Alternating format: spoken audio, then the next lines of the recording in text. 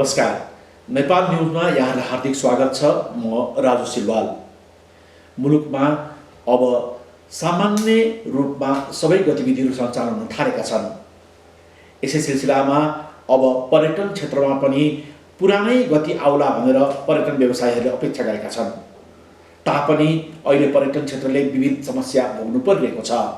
यसै सिलसिलामा कुराकानी गर्नका लागि आज हामीले नेपाल न्युजको स्टुडियोमा Nepal association of tour and travel एजेन्ट्सका अध्यक्ष अच्युत गुरागाईलाई आमन्त्रण गरेका छौँ। लामो समय यो कोभिडको समस्यापछि मुलुक फेरि अहिले सामान्य अवस्थातर्फ फर्केको छ।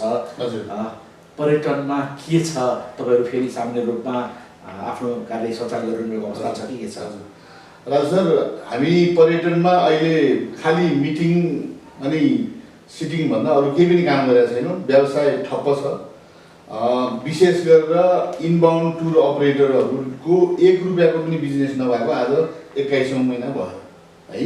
र केही मात्रामा डोमेस्टिक टिकेटिङ गर्ने र डोमेस्टिक टुर गर्ने साथीहरू र इन्टरनेसनल टिकेटिङ गर्ने केही साथीहरूले चाहिँ नि केही मात्रामा काम गरिरहनु भएको छ। नत्र भनेदेखि हामी टुर अपरेटरहरू विशेष गरेर इनबाउन्ड गर्नेहरू चाहिँ ठप्प अवस्थामा हो। र अहिले चाहिँ नि हामी त्यही भएर पनि अलिकति सशङ्कित, चिन्तित र अब अर्को कुरा चाहिँ राजु सर, अहिलेको अवस्थामा धेरै साथीहरूले पर्यटन व्यवसाय नै छोड्ने अवस्थामा पुगेको र छोडिसकेको पनि अवस्था हो। यही कारणले गर्दाखेरि अहिले शरद ऋतु आइरहेको छ। हजुर, शरद ऋतुमा पर्यटकहरू नेपाल घुम्न आउँछन् र हिमाल चढ्नका लागि धेरै समूहले पर्मिट लिएको पनि हामीले समाचार दिइसकेका छौँ। त्यसमा मनासलु हिमालमा 17वटा भन्दा आरोह टोलीले अनुमति लिइसकेको अवस्था छ। के छ यसपालि शरद ऋतुमा बुकिङको अवस्था के छ? पर्यटकहरू कति आउँदैछ? अब यसमा राजु सर फेरि पनि मैले कहाँ जानुपर्छ भनेदेखि कोभिडको बिगिनिङदेखिको कुरा सरकारलाई, तत्कालीन सरकारलाई हामीले चाहिँ नि लकडाउन गर्ने बेला भएको छैन भन्यौँ। पर्यटन व्यवसायीको चाहिँ नि 2टा सिजन हुन्छ, एउटा मार्च अप्रिल, एउटा चाहिँ नि सेप्टेम्बर अक्टोबर, जुन शरद ऋतु चाहिँ अहिले सुरु भइरहेछ। भन्दाखेरिमा त्यति बेला पनि लकडाउन गरेर हामीलाई व्यवसायीलाई चाहिँ नि पैसा फिर्ता गर्नु पऱ्यो, आइसकेको मुखमा आइसकेको घाँस फिर्ता गर्नु पऱ्यो। ठुलो रकम चाहिँ नि साथीहरूले फिर्ता गर्नु भएको छ त्यति बेला, किनभने त्यो अनेस्टी देखाउनको लागि पनि फिर्ता गर्नु पऱ्यो भोलिका दिनमा ती पर्यटक फर्केर आउन् भनेर। अब हामीले चाहिँ नि गत वैशाखदेखि नै के भनिरह्यो भने खासमा हामीले मार्चमा पनि सरकारलाई के भन्यो, यो सिजनको बेलामा चाहिँ अलिकति लुज गरेर खोल्यौँ पर्यटकलाई। अहिले के छ भने ट्राभल एजेन्सी, ट्रेनिङ एजेन्सीको सिफारिसमा पर्यटन बोर्डले सिफारिस चाहिँ इमिग्रेसनमा पठाएपछि त्यस्ता पर्यटकलाई आउन दिने, अनअराइभल भिसा पनि दिने भनेर त्यही प्रक्रिया चाहिँ नि गरेर चाहिँ खोल्यौँ भनेर हामीले सरकारलाई भन्यौँ। तत्कालीन सरकारलाई त्यो चाहिँ नि फेब्रुअरी मार्चतिर सिजनको मुखमा आयो, खोलिदिउँ भनेर उहाँहरूले खोल्नु भएन। र आजको दिनमा पनि यहाँले भने जस्तै अहिले शरद ऋतु चाहिँ नि अब आउँदाखेरिमा हामीले चाहिँ के भनिरहेको थियौँ भने जुलाई अगस्त यो जुनदेखि नै सरकारलाई, यो सरकार नयाँ सरकार आइसकेपछि नि हामीले सम्माननीय प्रधानमन्त्रीज्यू कहाँ पनि गएर हाम्रा सुझावहरू, पर्यटनलाई खोल्नुपर्ने कुराहरू सबै चाहिँ दिएका छौँ। पर्यटनमा सुधार गर्नुपर्ने कुरा पनि, पर्यटन एडमा सुधार गर्नुपर्ने कुरा, नेपाल एयरलाइन्समा सुधार गर्नुपर्ने कुरा, पर्यटन बोर्डमा सुधार गर्नुपर्ने कुरा र अनि यो सिजन आउन लाग्यो। कमसेकम के छ भने हजुरको चाहिँ नि विदेशी पर्यटक नेपाल आउनको लागि उनीहरूले 2 महिना 3 महिना अगाडि नै प्रिपरेसन गरे हुन्छ। एटलिस्ट 1 महिना अगाडि चाहिँ नि हामीले गुड न्युज के दिनुपर्ने हुन्छ भने नेपाल खुल्यो भनेर दिनुपर्ने हुन्छ। तर आजको दिनसम्म पनि, अहिलेसम्म पनि खुलेको छैन। र हिजो पनि हामी चाहिँ नि पर्यटन मन्त्रालयमा मिटिङ थियो, सचिवज्यूलाई भन्यौँ हामीले, र सिसिएमसीमा पनि लेखेर पठायौँ, मन्त्रीज्यूहरूलाई पनि भन्यौँ, अर्थमन्त्रीज्यू, गृहमन्त्रीज्यू, स्वास्थ्य मन्त्रीज्यूलाई पनि भेटेर भन्यौँ, हामी डेलिगेसनै गएको थियौँ। तर उहाँहरूले आजको दिनसम्म सुन्नु भएको छैन। र हिजोको सरकार र आजको सरकारमा के फरक छ भन्ने कुरा पनि हामीले छुट्याउन सकेका छैनौँ। किनभने हिजोका सरकारले जे कुरा चाहिँ लादिएको थियो त्यही कुरा आजको सरकारले पनि लादेर जनतालाई, हामी व्यवसायलाई व्यवसाय गर्न नदिने अवस्थामा पुगेको छ। र मेरो चाहिँ अब यहाँले सोधिहाल्नुभयो, मेरो एउटा चाहिँ नि सरकारसँग अहिले चाहिँ नि अपेक्षा, रिक्वेस्ट, अनुरोध सम्पूर्ण पर्यटन व्यवसायीहरूको तर्फबाट चाहिँ सरकारले आज भोलि नै हामीले भनेको जुन प्रोटोकल, हेल्थ प्रोटोकल फलो गरेर भ्याक्सिनेटेड टुरिस्टलाई चाहिँ खोल्नुपर्छ, अनअराइभल भिसा दिनुपर्छ, क्वारेन्टाइन राख्नु हुँदैन। र इन्डियाबाट आउने पर्यटकलाई पनि भ्याक्सिन लगाएको पर्यटक छ भने त्यो चाहे विदेशी हो चाहे इन्डियन होस् त्यो बोर्डर खोल्नुपर्छ, किनभने श्रीलङ्काबाट पनि इन्डिया भएर आउँछन्। त्यस कारणले अहिलेको चाहिँ नि तत्कालको लागि हजुरले चाहिँ नि भनिहाल्नुभयो, यो कमसेकम अक्टोबर 16 पछिको 17 पछिको चाहिँ नि बिजनेस यदि लिने हो भने 1 महिना अगाडि चाहिँ त्यो सूचना गर्नुपर्छ। हाम्रा व्यवसायीहरू के अरे साँच्चीकै पर्खेर बसेको चाहिँ के हो भनेदेखि कहिले सरकारले निर्णय गर्ला र त्यो नोटिस चाहिँ नि आफ्नो एजेन्टलाई काउन्टर पार्टलाई पठाइदिउँला भनेर साथीहरू बस्नु भएको छ। दिनमा चाहिँ नि म नाटाको अध्यक्षको हैसियतले 50वटा भन्दा बढी चाहिँ कम्प्लेन र सुझावको फोन आउँछ मेम्बरहरूबाट र तिमीहरूले चाहिँ नि सरकारलाई गएर भन, तिमीहरू अध्यक्ष हो, तिमीहरूले भने सुन्छ सरकारले, तुरुन्तै खोल्नु पर्यो, खुलेको म्यासेज दिनु पर्यो भन्ने एउटा। र अर्को कुरो म यहाँको त्यो प्रश्नकै उत्तरमा के भन्न चाहन्छु भने यदि नेपाल सरकारले विदेशी कन्ट्रीहरूमा चाहिँ नि जुन नेपाललाई रेड जोनमा राखेको छ ट्राभल एडभाइजरीमा, त्यो हटाउनको लागि पनि क्वारेन्टाइन हटाएर भ्याक्सिनेटेड टुरिस्टलाई चाहिँ नेपालमा अनअराइभल भिसा दियो भनेदेखि त्यो रेड जोनबाट चाहिँ नि ग्रिन जोन अथवा कुनै अर्को जोनमा जान्छ र त्यो चाहिँ नि के अरे त्यसपछि मात्रै चाहिँ नि त्यो विदेशी पर्यटकले उसको आफ्नो इन्सुरेन्स कम्पनीले इन्सुरेन्स गरिदिन्छ अनि मात्रै ऊ आउनु पाउँछ। नत्र भने रेड जोनमा भएको कन्ट्रीमा जानको लागि चाहिँ इन्सुरेन्स कम्पनीले पनि ट्राभल इन्सुरेन्स गर्दैन र गरे पनि अति महँगो पर्छ।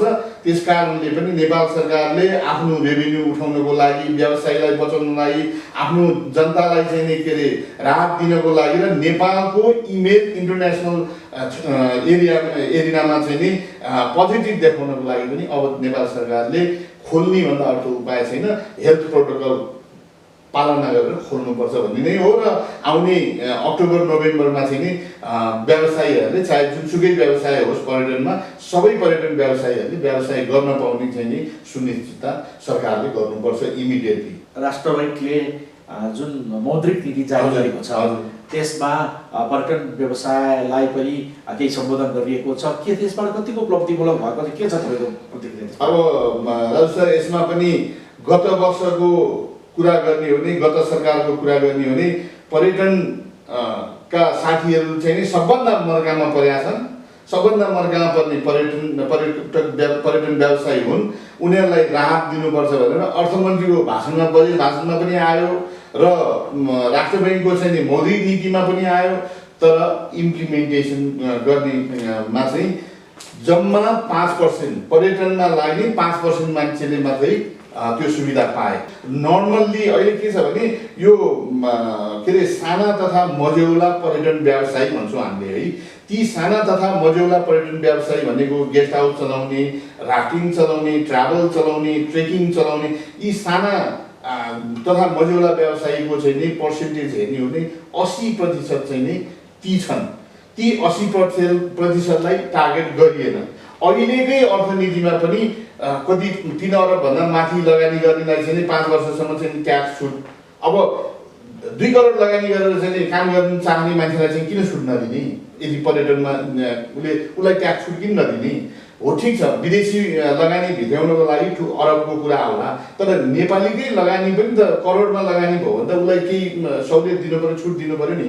त्यस कारणले गत सरकारले गत आर्थिक वर्षमा जुन सम्बोधन गरेको कुरा जम्मा 5%ले पाएका छन् र त्यो 5% भित्र पनि 4% चाहिँ पार्टीका मान्छे, तत्कालीन सरकारका मन्त्रीका मान्छे, के अरे अर्थमन्त्रीका मान्छे, राष्ट्र बैङ्कका ठुला बडासँग कनेक्सन भएका मान्छेले पाछन् भने 1% मात्रै चाहिँ व्यवसाय, साना तथा मझौला व्यवसायीले पाछन् लास्ट इयर। अब अहिले जुन राष्ट्र बैङ्कले चाहिँ के अरे मौद्रिक नीति ल्याएको छ, यसमा धेरै साथीहरूले अप्लाई गरेका छन् तर एप्रुभल भएर आइसकेका छैन। अब किनभने असोज मसान्तसम्म नर्मली चाहिँ त्यो टाइम पनि भएको हुँदाखेरि हामीले एक्सपेक्टेसन के गरेका छौँ भने कमसेकम अहिले ल्याएको मौद्रिक नीतिमा चाहिँ नि भएको त्यो 80% को चाहिँ नि साना तथा मझौला पर्यटन व्यवसायीले पनि पाउने छन् भन्ने चाहिँ नि हामीले आश गर्न सक्छौँ। तर अहिलेसम्म चाहिँ नि त्यो कन्फर्मेसन आइसकेको छैन। अहिले विदेशी पर्यटकहरूको सङ्ख्या कम भएको छ, विदेशीहरूलाई आउने समस्या भइरहेको छ भनेर जुन किसिमको तपाईँले जानकारी दिनुभयो, अहिले आन्तरिक पर्यटनको अवस्था कस्तो छ त्यसको लागि वातावरण उपयुक्त छ कि छैन, यसमा अब नेपाल सरकारले हजुर। निजामती कर्मचारीहरूलाई पनि वर्षको 10 दिन बिदा दिने व्यवस्था गरेको छ।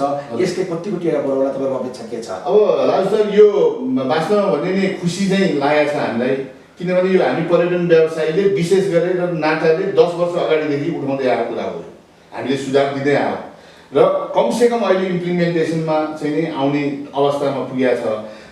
बजेटमा आयो, बजेट भाषणमा आयो, तर कार्यान्वयन भएको छैन।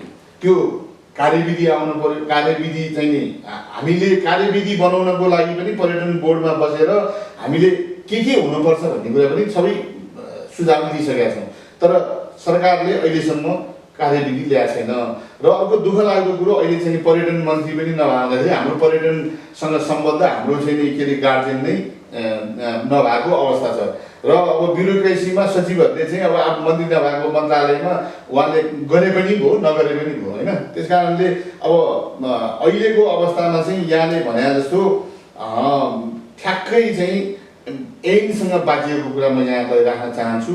यो सरकारले हामीले लगभग प्राइभेट सेक्टर बसेर पर्यटन ऐन, सुधारिएको पर्यटन ऐन, अहिलेको प्रादेशिक संरचना अनुसारको चाहिँ पर्यटन ऐन हामी बसेर पर्यटन मन्त्रालयमै बसेर बनाइसकेका छ। त्यो कानुन मन्त्रालयमा पुग्यो भन्ने सुनेको छ। पहिलो नम्बरमा पर्यटन ऐन तत्काल लागू हुनु पर्यो, त्यो नयाँ पर्यटन ऐन। किनभने पुरानो पर्यटन ऐनमा 35 सालको ऐनमा चाहिँ मैले यो डोमेस्टिक टुरिज्मसँग जोडिएको भनेर म भन्दैछु, त्यसमा चाहिँ यातायात ऐनले पनि पर्यटन ऐनले पनि विदेशीलाई मात्रै पर्यटक भन्छ।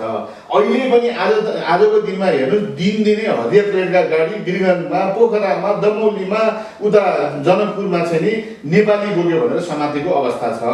र के अरे कालो प्लेटका गाडी जो चाहिँ अलिक पुराना पनि छन्, सर्भिस पनि राम्रो छैन, सुरक्षित पनि छैन भन्ने चाहिँ नि जुन के अरे जनमानसमा छ, विदेशी बोक्ने गाडीहरू चाहिँ सुरक्षित छन् भन्ने छ। त्यो हरियो पेडका गाडीलाई निर्बाध रूपमा जबसम्म के अरे चलाउन दिइँदैन तबसम्म डोमेस्टिक टुरिज्मको चाहिँ नि प्रमोसन हुँदैन, एउटा कुरो।